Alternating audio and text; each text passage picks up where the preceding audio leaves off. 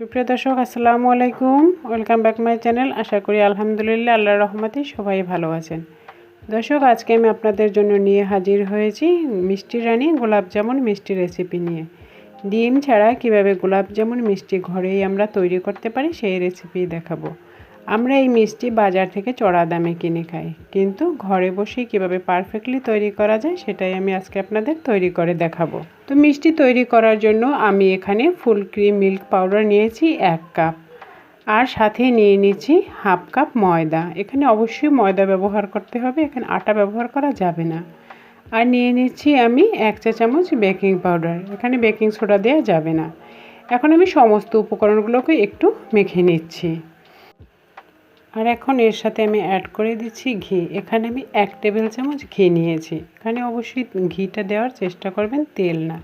তেল দিলে কিন্তু মিষ্টিটা সঠিকভাবে নাও হতে পারে। তো এখন আমি এগুলোকে আবারও মেখে নিচ্ছি।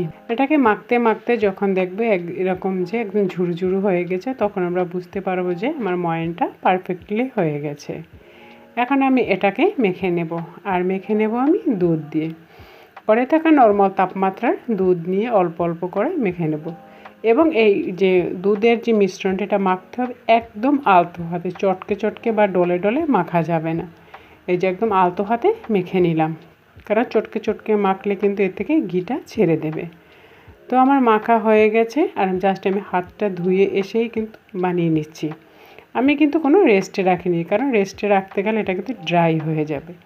এই দেখুন কত সহজেই বানিয়ে নিচ্ছি। আর বানানোর সময় আলতো হাতে বানাতে হবে, কারণ চেপে চেপে বানানো যাবে না।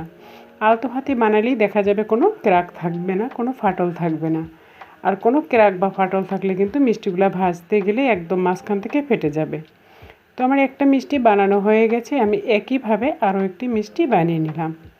তো আমার সমস্ত মিষ্টিগুলো বানানো হয়ে গেছে, আর এখন আমি চলে যাচ্ছি ভাজতে। তো তেলটা আমি জাস্ট গরম দিয়েছি, তেল কিন্তু গরম হয়নি। দেখুন, আপনারা দেখেই বুঝতে পারছেন আমি যে মিষ্টিগুলো দিচ্ছি তেল থেকে কিন্তু কোনো বুদবুদ উঠছে না। একদম কুসুম গরম অবস্থায়, তেল থাকা অবস্থায় আমি মিষ্টিগুলো দিচ্ছি। আর এখন মিডিয়াম টু লো আঁচে আমি মিষ্টিগুলোকে ভাজবো। প্রথমে কিন্তু আমি মিষ্টিগুলোতে লাড়া দিইনি, আমি তেলে দোল দিয়েছি। যখন একটু হালকা কালার আসছে, তখন আমি মিষ্টির গায়ে লাড়া দিয়েছি। আর এখন এরকম আলতো হাতে স্প্যাচুলা দিয়ে এরকম ধীরে ধীরে আমি ঘুরিয়ে ঘুরিয়ে নাড়তে থাকবো। তাতে একসময় সুন্দর একটা কালার কিন্তু মিষ্টির গায়ে চলে এসেছে। দেখুন, খুব সুন্দর কালার হয়েছে মাশাআল্লাহ। আর এখন আমি এগুলোকে তুলে নিচ্ছি। তো আমার মিষ্টিগুলো ভাজা হয়ে গেছে, এখন আমি শিরা তৈরি করব। তো আমি এরকম একটি কাপের 1 কাপ চিনি নিয়েছি। যে কাপে চিনি নিয়েছি ঠিক সেই কাপেরই 2 কাপ পানি নেব। আপনারা যে কোনো কাপ দিয়ে নেন না কেন, কিন্তু সেই সেম কাপের 2 কাপ পানি নিতে হবে। আর ফ্লেভারের জন্য আমি এখানে দিয়ে দিচ্ছি 2টো এলাচ। আপনারা চাইলে গোলাপ জল কিংবা স্যাফরনও ব্যবহার করতে পারেন। তো আমার হাতের কাছে এলাচ ছিল, আমি এলাচটাই দিয়েছি। আর যখন এই যে চিনি পানিটা ফুটতে উঠেছে, ঠিক সেই মুহূর্তে দিয়ে দিলাম 1 চা চামচ লেবুর রস। লেবুর রসটা দিয়ে দিলে এটা স্টিকি ভাবটা হবে না। দেখুন, যখন এটা কিন্তু বেশি সময় জাল করতে হবে না, জাস্ট চিনিটা ফুটে পানিটা ফুটে চিনিটা গলে গেলে হয়ে গেল। আর এই পর্যায়ে আমি এখন মিষ্টিগুলোকে দিয়ে দিলাম। মিষ্টিগুলো কিন্তু ঠান্ডা না, মিষ্টিগুলো কিন্তু মোটামুটি গরম আছে। আর এখন আমি এই মিষ্টিগুলোকে একটি ঢাকনা দিয়ে মিডিয়াম আছে 8 থেকে 10 মিনিটের মতো রান্না করব।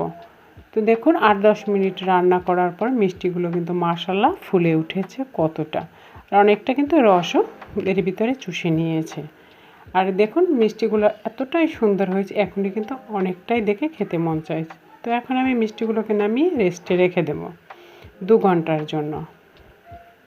ফিরে আসলাম 2 ঘন্টা পরে। দেখুন মাশাআল্লাহ আমার মিষ্টিগুলো কতটা পারফেক্ট হয়েছে, দেখেই কিন্তু খেতে মন চাইছে। আমি একটি প্লেটে সার্ভ করে নিচ্ছি।